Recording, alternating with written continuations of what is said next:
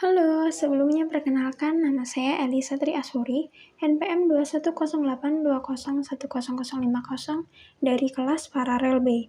Di sini saya akan menjelaskan tentang e-bisnis. Sebelumnya, apakah teman-teman tahu apakah itu e-bisnis? Di sini saya akan jelaskan tentang definisi serta perkembangannya. E-bisnis adalah praktek pelaksanaan dan pengelolaan proses bisnis utama seperti perancangan produk, pengelolaan pasokan bahan baku, manufaktur, penjualan, pemenuhan pemesanan, dan penyediaan servis melalui penggunaan teknologi komunikasi, komputer, dan data yang telah terkomputerisasi. E-bisnis ini merupakan kegiatan berbisnis di internet yang tidak saja meliputi pembelian, penjualan, dan jasa, tapi juga meliputi pelayanan pelanggan dan kerjasama dengan rekan bisnis baik individual maupun instansi. Lalu tujuan dari e-bisnis ini untuk sharing informasi, transformasi proses bisnis, koordinasi komunikasi, dan pengelolaan organisasi. Ada pula keuntungan yang bisa kita dapatkan yaitu pendekatan yang aman, fleksibel, dan terintegrasi, memberikan nilai bisnis yang berbeda, lebih efisien, dan peningkatan produktivitas dan keuntungan. Lalu, bagaimana perkembangan e-bisnis di Indonesia ini? Perkembangan bisnis di Indonesia pun semakin meningkat tajam dengan adanya pandemi sejak awal tahun 2020. Bisnis dagang berbasis online ini tumbuh sekitar 33% di tahun 2020 dengan nilai yang fantastis, dari yang di kisaran 253 triliun rupiah menanjak pesat menjadi di kisaran 337 triliun rupiah. Berikut ada 5 top marketplace di Indonesia yang bersumber dari data kuartal 2020. Yang pertama ada Shopee dengan jumlah 93,4 juta orang, lalu disusul dengan Tokopedia dengan jumlah 86,1 juta orang, lalu ada Bukalapak dengan jumlah 35,2 juta orang, disusul dengan Lazada dengan jumlah 22 juta orang, dan Blibli dengan jumlah 18,3 juta orang. Selanjutnya akan saya jelaskan tentang topik-topik pembahasan di bab e-bisnis ini. Yang pertama, ada model-model e-bisnis. Di dalam bab yang pertama ini, ada topik pembahasan yang akan kita bahas. Yang pertama, ada e-commerce business model. Yang kedua, ada mature business to consumer. Yang ketiga, ada mature business to business. Yang keempat, ada e-commerce enablers, the core RAS model. Yang kelima, change business, strategi, structure, and process. Kita bahas yang pertama dulu, yaitu e-commerce business model. Di sini ada key elements model. Di antaranya ada value proposition, revenue model, competitive environment, market strategy, management team, organizational development, competitive advantage, dan market opportunity. Apa sih value proposition itu? Value proposition mendefinisikan bagaimana perusahaan, produk, atau layanan memenuhi kebutuhan pelanggan. Untuk mengembangkan value proposition, perusahaan perlu memahami mengapa pelanggan akan membeli dari perusahaan tersebut.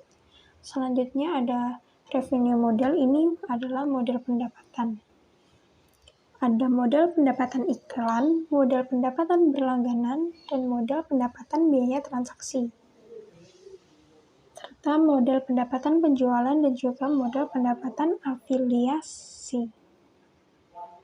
Kemudian ada market opportunity, yaitu keseluruhan peluang keuangan potensial yang tersedia bagi perusahaan di ruang pasar tersebut.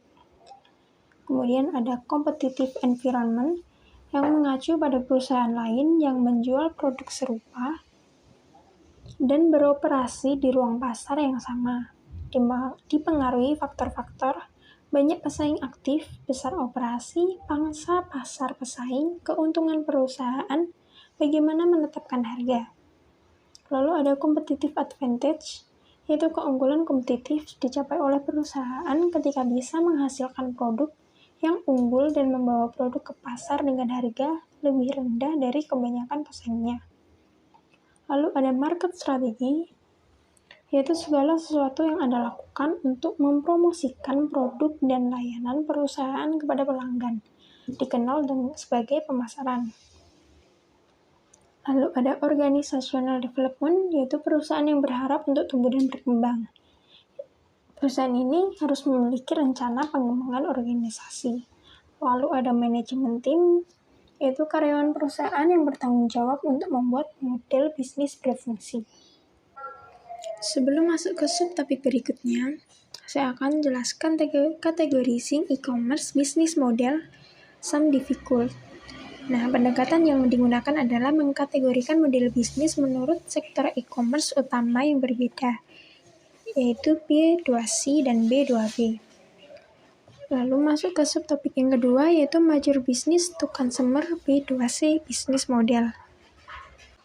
Apa sih yang dimaksud dengan business to consumer atau B2C? Ini merupakan aktivitas yang dilakukan produsen atau bisnis kepada konsumen secara langsung. Contohnya pada e-tailer, toko retail online menjadi e-tailers, pelanggan hanya perlu terhubung ke internet atau menggunakan ponsel cerdas mereka untuk melakukan pemesanan. Tantangan e-tailer yaitu membedakan bisnisnya dari pesaing yang ada. Ada juga cara sukses e-tailer dengan menjaga biaya tetap rendah, pemilihan luas, dan inventaris terkontrol. Lalu ada community provider, untuk menciptakan lingkungan online di mana orang-orang dengan minat yang sama dapat bertransaksi, membeli dan menjual barang, berbagi minat, foto video, berkomunikasi dengan orang yang berpikiran sama, menerima informasi terkait minat, dan bahkan bermain fantasi dengan mengadopsi kepribadian online yang disebut avatar. Lalu ada content provider. Ini penyedia konten mendistribusikan konten informasi seperti digital berita, musik, foto, video, dan karya seni. Penyedia konten menghasilkan uang dengan membebankan biaya berlangganan. Misalnya, Rhapsody.com. Namun, tidak semua penyedia konten online membebankan biaya. Misalnya, ada CBSSports.com, CEO.com, dan CNN.com. Kunci untuk menjadi penyedia konten yang sukses adalah memiliki konten tersebut. Lalu ada portal. Awalnya portal berusaha dilihat sebagai gerbang ke internet. Peluang pasarnya sangat besar pada tahun 2013, sekitar 243 juta orang di Amerika Serikat mengakses internet di tempat kerja atau di rumah. Contoh portalnya adalah Google, Yahoo, MSN atau Bing, AOL, dan As.com. Lalu ada transaction broker. Proporsi nilai utamanya yaitu penghematan uang dan waktu, memberikan informasi dan opini yang tepat waktu. Ada pula tantangan dari transaction broker ini, yaitu memperketat keamanan dan privasi, dan seperti bank fisik dan perusahaan pialang, dan menyediakan berbagai layanan keuangan, serta bukan hanya perdagangan saham. Pialang atau broker adalah individu atau perusahaan yang berperan sebagai perantara jual dan beli saham di pasar modal atau perdagangan berjangka. Lalu ada market creator yang membangun lingkungan digital di mana pembeli dan penjual dapat bertemu, menampilkan produk, mencari produk, dan menetapkan harga, menghasilkan uang dengan membebankan presentasi dari setiap transaksi yang dilakukan, atau menagih merchant untuk akses ke pasar. Yang terakhir pada subtopik ini adalah service provider. Service provider adalah penyedia layanan menawarkan layanan secara online. Contohnya Google, Gmail, Gdocs, Gmaps, dan lain sebagainya. Lalu ada model pendapatan, yaitu biaya atau langganan bulanan, sementara yang lain menghasilkan pendapatan dari sumber lain, seperti melalui iklan. Lalu kunci suksesnya yaitu membangun kepercayaan dan keakraban di antara pelanggan saat ini dan calon pelanggan. Selanjutnya ada major business to business B2B business model. Apa sih B2B itu? Ini merupakan metode untuk saling bertukar data bisnis atau transaksi secara elektronik melalui jaringan komputer. E-distributor merupakan perusahaan yang memasok produk dan layanan langsung ke bisnis individu. Dengan e-distributor, semakin banyak produk dan layanan yang disediakan perusahaan di situsnya. Semakin menarik situs itu bagi pelanggan potensial.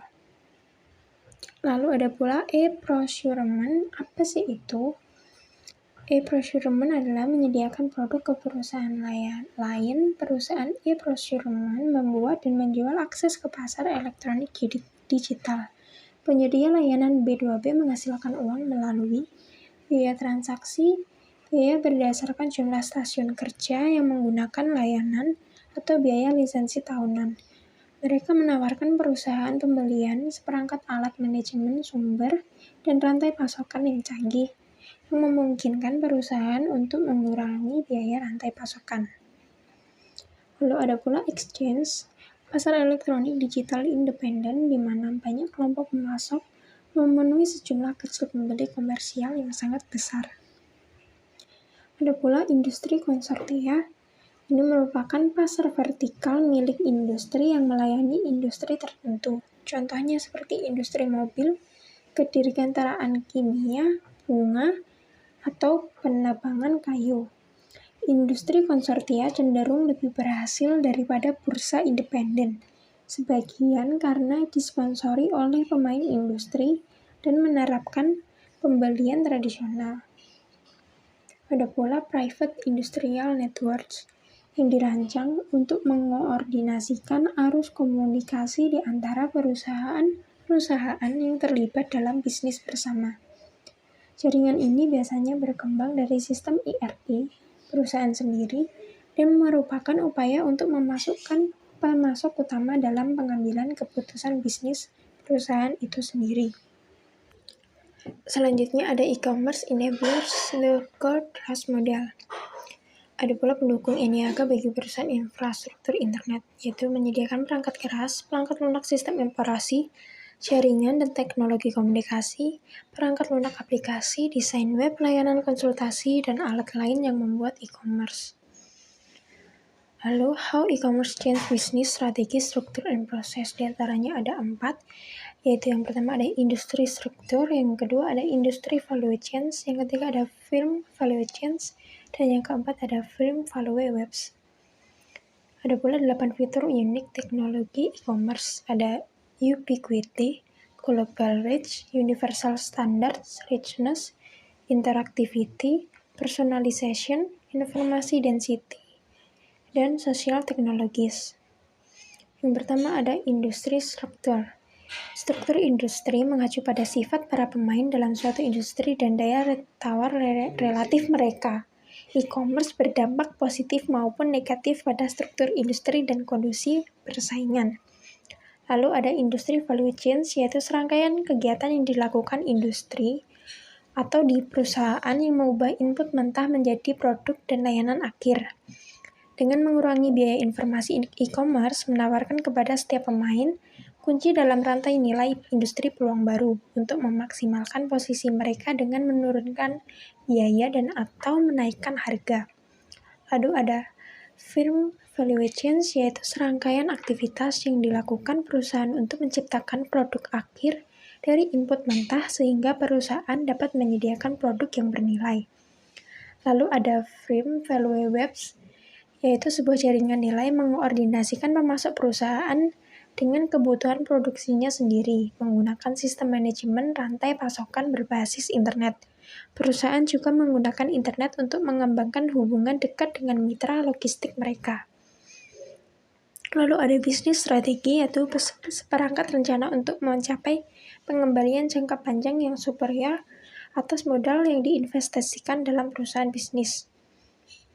Di antaranya ada differentiation, cost competition, scope, fokus atau market niche, customer intimacy.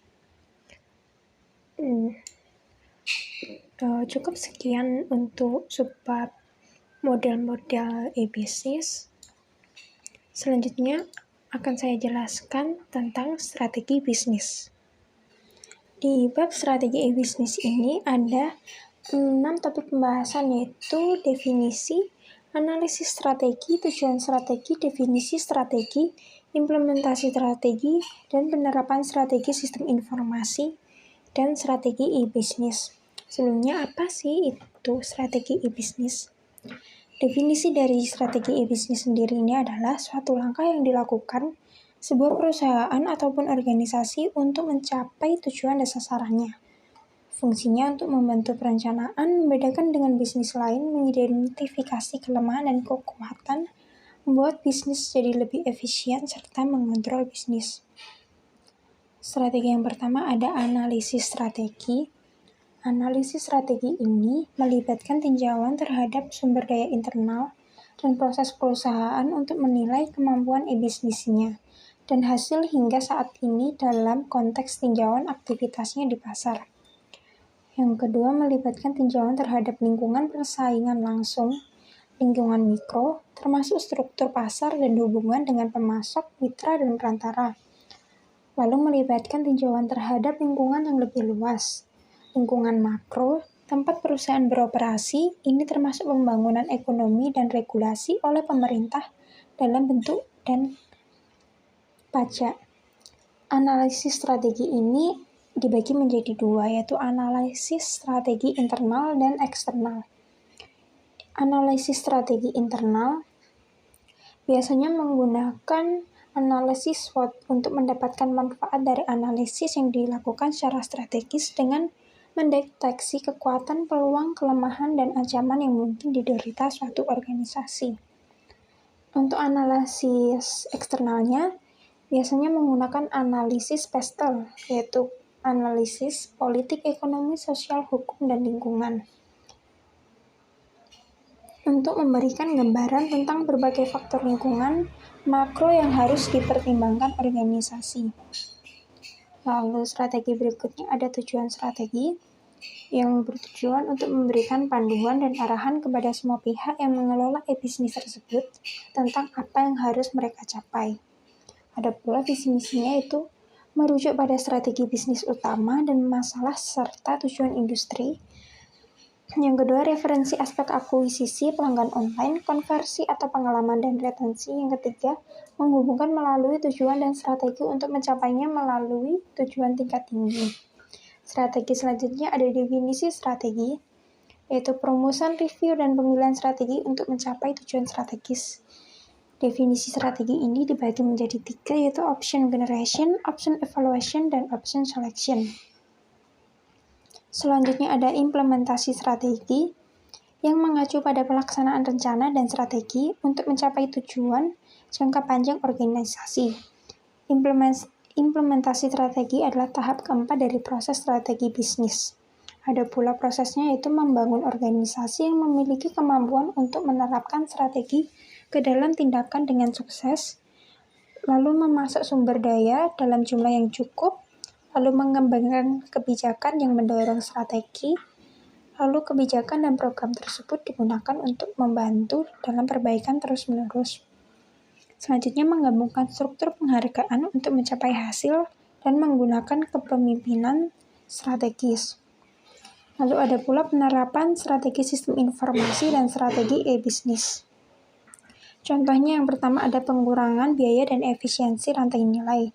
Misalnya pada pemasok B2B ABDIK menggunakan internet untuk menjual persediaan printer melalui internet untuk mengurangi panggilan layanan.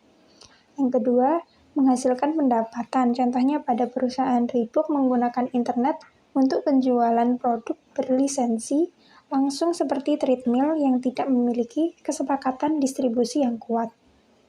Lalu ada komunikasi merek. Contohnya pada perusahaan mobil Saturn mengembangkan situs My Saturn untuk membina hubungan dekat dengan pelanggan.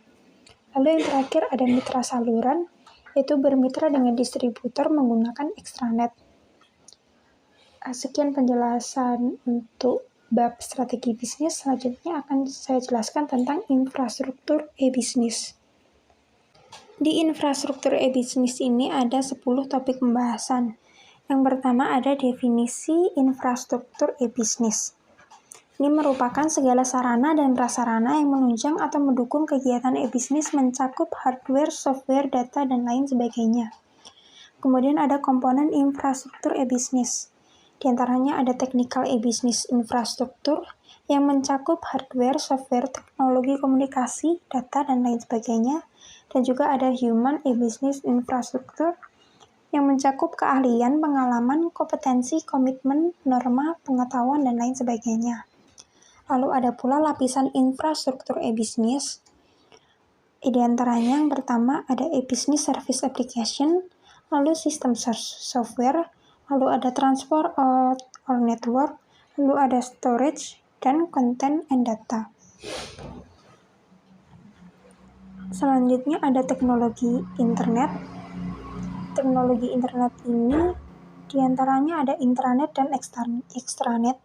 Intranet merupakan jaringan internal perusahaan yang dibangun menggunakan teknologi internet. Arsitektur dari internet berupa aplikasi web dan menggunakan protokol TCP atau IP. Sedangkan extranet merupakan jaringan internet perusahaan yang ingin mengekspos informasi yang mereka miliki ke jaringan luar. Lalu ada internet akses aplikasi software yang merupakan suatu perangkat lunak yang digunakan untuk membantu menemukan, mengirim, dan menerima informasi melalui internet. Ada pula teknologi web yang merupakan sekumpulan halaman web yang berisikan kumpulan informasi. Teknologi di balik web 2.0 ini ada blog, surat elektronik atau email, ada feeds, ada IPTV, ada voice over internet protocol, dan widget. Kemudian ada standar internet. Internet adalah seluruh jaringan komputer yang saling terhubung menggunakan standar sistem global transmission control protocol atau internet protocol suite sebagai protokol pertukaran paket untuk melayani miliaran pengguna di seluruh dunia. Yang pertama ada HTTP protocol yang merupakan singkatan dari Hypertext Transfer Protocol. Pengertian HTTP definisinya adalah sebuah protokol jaringan lapisan aplikasi yang digunakan untuk membantu proses pertukaran data dalam internet antar komputer satu dengan yang lainnya. Sedangkan URL terdiri dari rangkaian karakter menurut suatu format standar tertentu yang digunakan untuk menunjukkan atau menemukan alamat web suatu sumber seperti dokumen dan gambar di internet. Selanjutnya ada managing e-business infrastructure.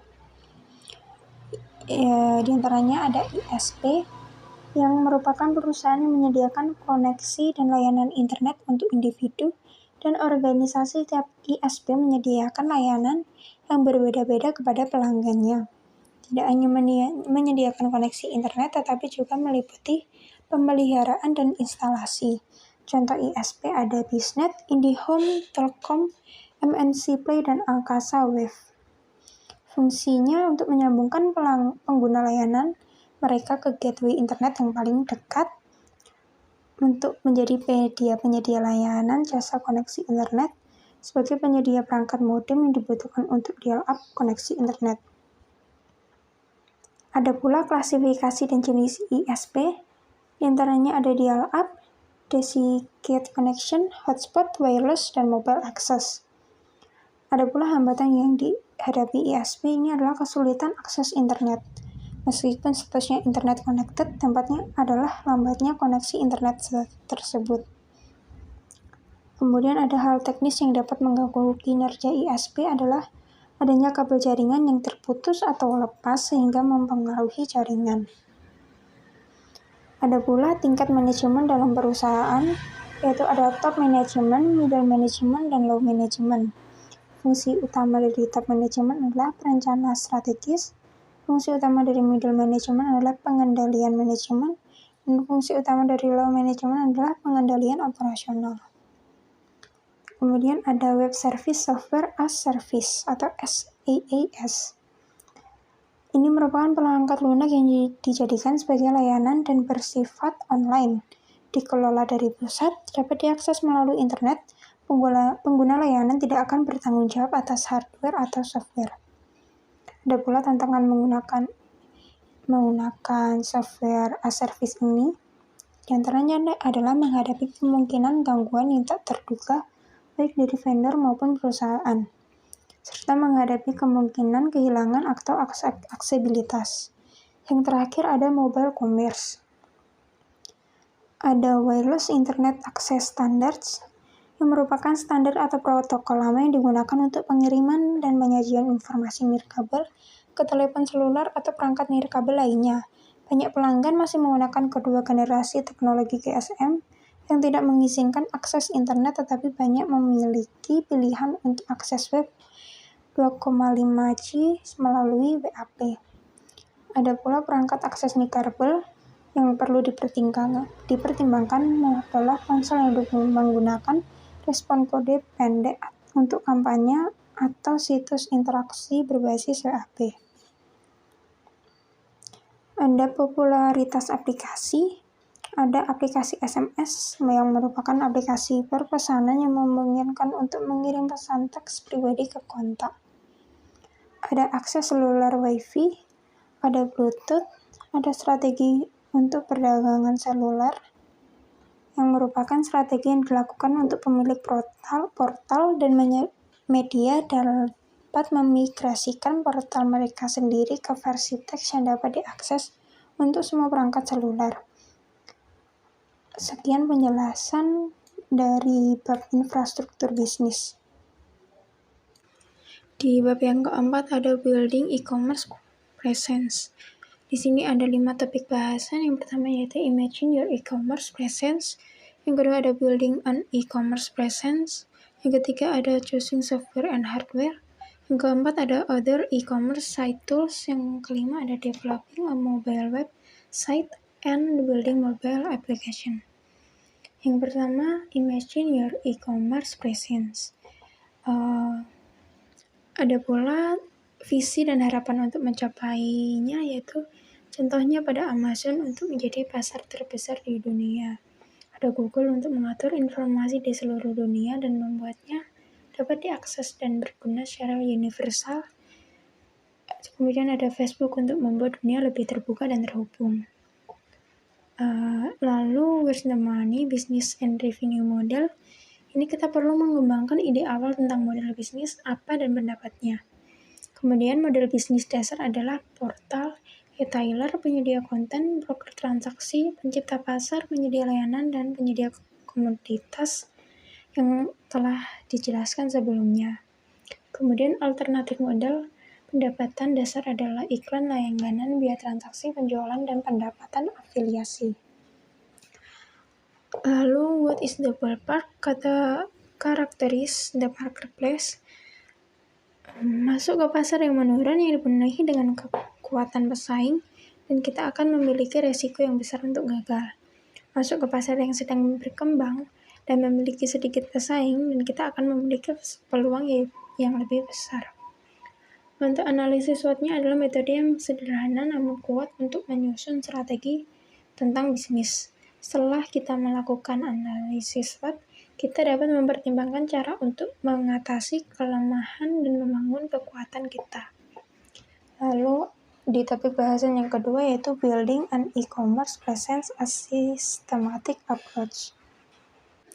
Di sini ada 5 siklus hidup pengembangan sistem untuk situs e-commerce. Yang pertama ada planning atau sistem analis, yaitu mengidentifikasi tujuan bisnis, fungsi sistem, dan syarat yang harus dilakukan untuk membuat e-commerce.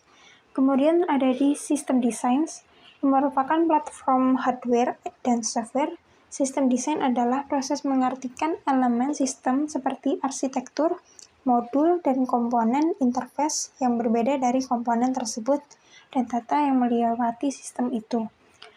Yang ketiga ada building the system. Yang pertama ada in-house versus outsourcing, ada build your own versus outsourcing, dan ada host your own versus outsourcing. Di tahap yang keempat ada testing. Pengujian unit melibatkan pengujian modul, program situs satu persatu. Pengujian sistem melibatkan pengujian situs secara keseluruhan. Dan uji penerimaan memverifikasi bahwa tujuan bisnis dari seperti yang awalnya dipahami sebenarnya berfungsi. Yang terakhir ada implementation. Keberhasilan e-commerce bergantung pada tim karyawan yang berdedikasi, yang tugas utamanya adalah memantau dan menyesuaikan situs dengan kondisi pasar yang berubah. Di topik bahasan yang ketiga ada choosing software and hardware. Ada simple versus multi-tiered website architecture. Di antaranya ada single tier dan multi-tier. Single tier ini menempatkan semua komponen yang diperlukan untuk aplikasi perangkat lunak hanya pada satu server, sedangkan multi-tier membagi akses data di lebih dari satu server. Lalu ada web server software, ada situs e-commerce, memerlukan perangkat lunak web server untuk menjawab permintaan pelanggan dalam laman HTML dan XML. Server web dengan menguasai 52% pasar adalah Apache yang bekerja dengan Linux dan sistem operasi Unix. Unix merupakan bahasa pemrograman asli internet dan web. Linux adalah turunan dari Unix yang dirancang untuk komputer pribadi. Apache ini dikembangkan oleh komunitas inovator internet seluruh dunia. Lalu juga ada e-commerce merchant server software functionally. Perangkat lunak server pedagang e-niaga menyediakan fungsionalitas dasar yang diperlukan untuk penjualan online, termasuk katalog online, pengambilan pesanan melalui keranjang, belanja online, dan pemrosesan kartu kredit online.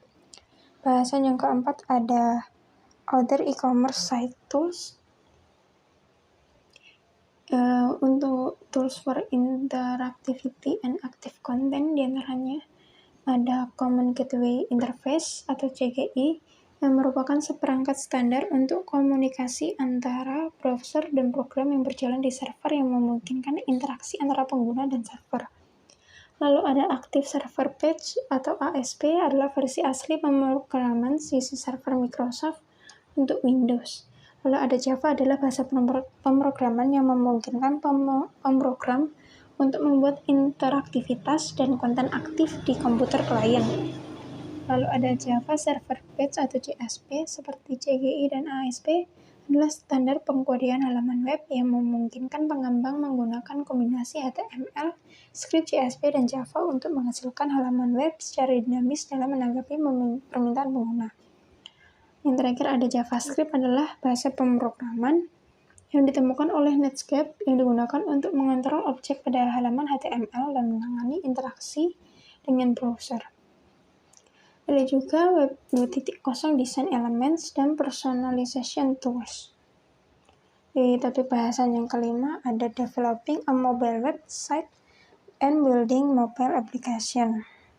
Tahapannya ada 3. Yang pertama, ada Planning and Building a Mobile Web Presence. Langkah pertamanya adalah mengidentifikasi tujuan bisnis yang ingin dicapai, kegunaan sistem yang akan dibuat, dan informasi-informasi yang harus ada pada sistem. Setelah itu menemukan rancangan dan membangun sistem, lalu akan dipertimbangkan jenis aplikasi seperti apa yang cocok dengan kriteria perusahaan. Tahap yang kedua adalah Design Consideration, yaitu merancang mobile presence agak berbeda dari desain situs web desktop tradisional karena perangkat keras, perangkat lunak, dan harapan konsumen yang berbeda. Desainer perlu mempertimbangkan batasan platform seluler saat mendesain untuk platform seluler. Ukuran file harus tetap lebih kecil dan jumlah file yang dikirim ke pengguna dikurangi. Pada tahapan yang ketiga ada Performance and Cost Consideration. Jika Anda sudah memiliki situs web yang tidak ingin Anda kembangkan kembali secara total, jalan yang paling murah adalah mengubah ukurannya untuk membuat situs seluler yang ramah ponsel cerdas. Jika Anda tidak memiliki situs web yang ada, proses yang paling efisien adalah membangun situs, misalnya menggunakan desain web responsif. Membangun aplikasi web seluler menggunakan browser perangkat seluler membutuhkan lebih banyak usaha dan biaya daripada mengembangkan situs web seluler. Jalur paling mahal menuju mobile presence adalah dengan membangun aplikasi asli. Sekian penjelasan pada bab ini. Selanjutnya akan saya jelaskan tentang e-commerce security and payment system. Di sini ada 7 topik pembahasan. Yang pertama adalah the e-commerce security environment. Ruang lingkup masalahnya adalah kejahatan dunia maya menjadi masalah yang lebih signifikan bagi organisasi dan konsumen. Pasar ekonomi bawah tanah Kejahatan dunia maya terhadap situs e-commerce bersifat dinamis dan berubah setiap saat. Penjahat yang mencuri informasi di internet tidak selalu menggunakan informasi ini sendiri, tetapi sebaliknya memperoleh nilai dengan menjual informasi kepada orang lain. Lalu, apa itu keamanan e-commerce yang baik? Untuk mencapai tingkat keamanan setinggi mungkin, teknologi baru tersedia mampu dan harus digunakan. Tetapi teknologi ini sendiri tidak menyelesaikan masalah. Kebijakan dan prosedur organisasi diperlukan untuk memastikan analogi tidak ditumbangkan.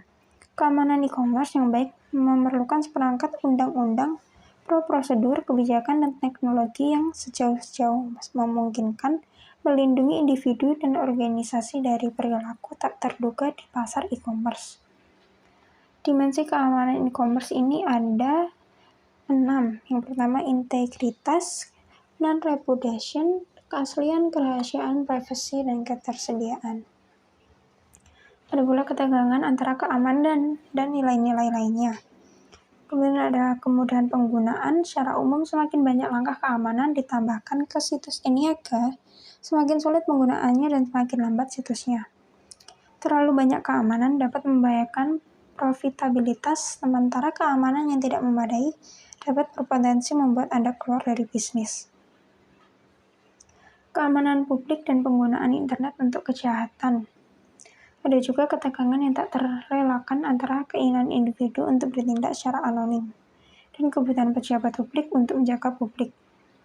Keamanan yang dapat diancam oleh penjahat atau teroris ini bukan masalah baru, atau bahkan baru di era elektronik. Tidak ada bangsa-bangsa pernah mengizinkan surga teknologi ada di mana penjahat dapat merencanakan kejahatan atau mengecam negara bangsa tanpa takut akan pengawasan atau penyelidikan resmi. Di pengertian ini, internet tidak berbeda dari sistem komunikasi lainnya. Lalu ada topik bahasan yang kedua, yaitu security threats in the e-commerce environment. Dari perspektif teknologi ada 3 poin utama kerentanan ketika berurusan dengan e-commerce, yaitu klien, server, dan saluran komunikasi. Bentuk ancaman keamanan terhadap konsumen e-niaga dan operator situs. Yang pertama ada kode berbahaya. Kode berbahaya atau malware mencakup berbagai ancaman seperti virus, worm, Trojan horse, ransomware, and bot. Lalu ada program yang tidak diinginkan. Program yang mungkin tidak diinginkan seperti adware, browser parasitus, spyware, dan aplikasi lain yang menginstal sendiri di komputer. Lalu ada pengelabuhan.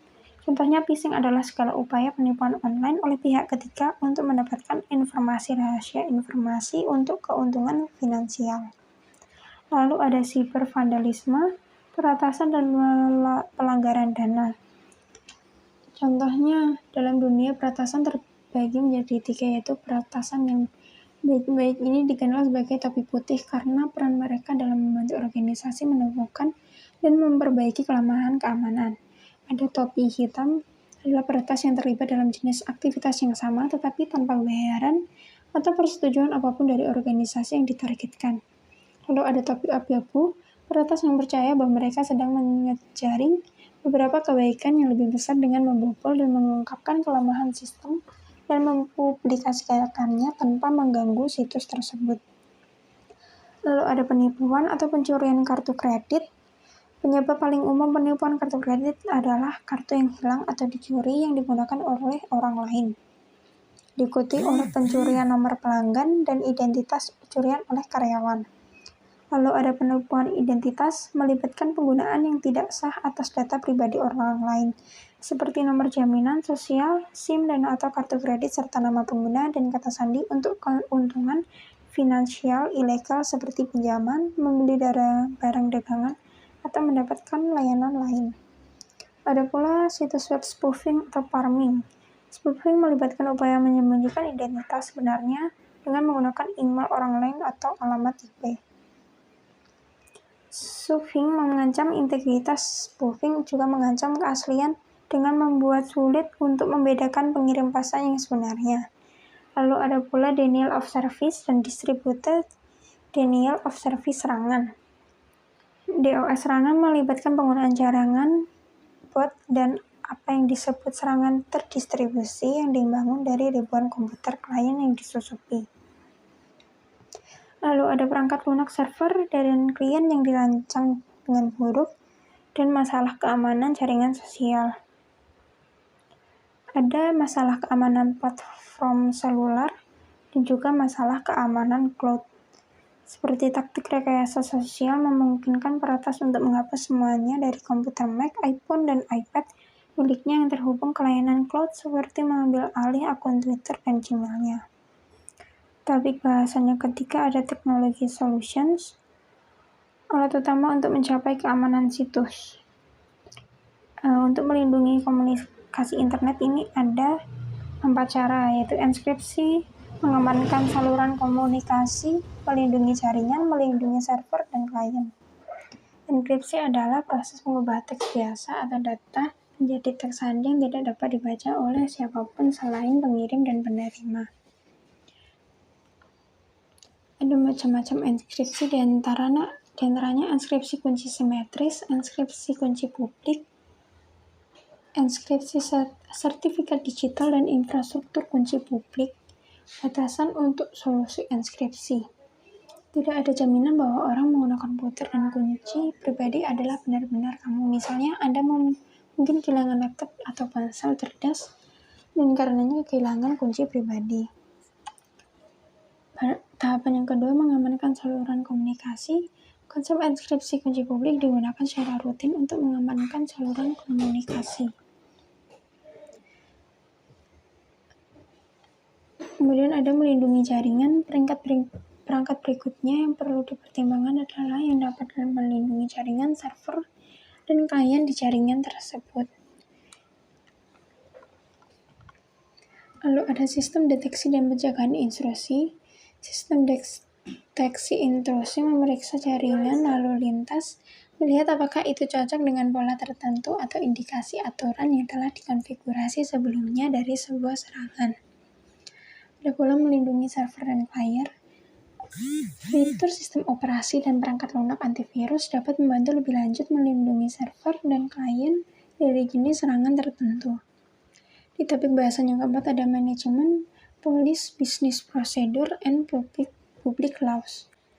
Ada 5 langkah membangun rencana keamanan e-commerce. Yang pertama, penilaian resiko, kebijakan keamanan, rencana implementasi yang pertama, dan rencana implementasi yang kedua, dan audit keamanan. Kemudian topik bahasan yang kelima ada payment system. Ada 5 jenis utama sistem pembayaran, yaitu tunai, giro, transfer, kartu kredit, nilai tersimpan, dan akumulasi saldo. Ada pula pemangku kepentingan utama dalam sistem pembayaran adalah konsumen, pedagang, keuangan, perantara, dan regulator pemerintah. Lalu di topik bahasan yang keenam ada e-commerce payment system. Untuk sebagian besar mekanisme pembayaran yang ada telah dapat disesuaikan dengan lingkungan online, meskipun dengan beberapa keterbatasan signifikan yang mendorong upaya untuk mengembangkan alternatif. Yang pertama ada transaksi kartu kredit online, ada pengaktif e-commerce kartu kredit, dan ada pula keterbatasan sistem pembayaran kartu kredit online ini. Sistem yang ada menawarkan keamanan yang buruk, baik pedagang maupun konsumen dapat sepenuhnya diautentikasi. Biaya administrasi pembuatan sistem kartu kredit online dan menjadi berwenang untuk menerima kartu kredit tinggi. Ada pula sistem pembayaran online alternatif ada PayPal, Bill Me Later yang dimiliki oleh ePay juga, ada WU Pay, sebelumnya eBill Me, dan sekarang dioperasikan oleh Western Union, lalu ada Stripe. Kemudian ada NFC, yaitu komunikasi jarak dekat, adalah salah satu set nirkabel jarak dekat teknologi yang digunakan untuk berbagai informasi antar perangkat dalam jarak masing-masing sekitar 2 inci lainnya. Target NFC dapat berupa bentuk yang sangat sederhana seperti tag, stiker, key, fobs, atau pembaca. Komunikasi peer-to-peer NFC dimungkinkan jika kedua perangkat diberi daya. Di topik bahasan yang ketujuh yaitu Electronic Billing Presentment and Payment. Sistem presentasi dan pembayaran tagihan elektronik atau EBPP adalah sistem yang memungkinkan pengiriman online dan pembayaran tagihan bulanan. Layanan EBPP memungkinkan konsumen untuk melihat tagihan secara elektronik dan membayarnya melalui transfer dana elektronik dari rekening bank atau kartu kredit. Ada model bisnis EBPP, yaitu ada sistem biller direct, awalnya dibuat oleh perusahaan utilitas yang mengirimkan jutaan tagihan setiap bulan, dan ada pula model konsolidator, pihak ketiga seperti lembaga keuangan atau fokus portal seperti Intuit, Paytrust.com, Fiserv, MyCheck Free, Backone, and lainnya. Mendukung dua model bisnis utama ini adalah penyedia infrastruktur seperti Fiserv, Yodel, FIS, Online Resource Corporation, Mastercard, RPSS, atau pembayaran jarak jauh dan layanan presentasi, dan pihak lain yang menyediakan perangkat lunak untuk membuat EBPP sistem atau menangani penagihan dan penagihan pembayaran untuk biller. Sekian presentasi di bab e-commerce security and payment system yang sekaligus menjadi bab terakhir dari topik pembahasan e-bisnis ini. Sekian presentasi dari saya. Mohon maaf jika ada salah kata. Terima kasih.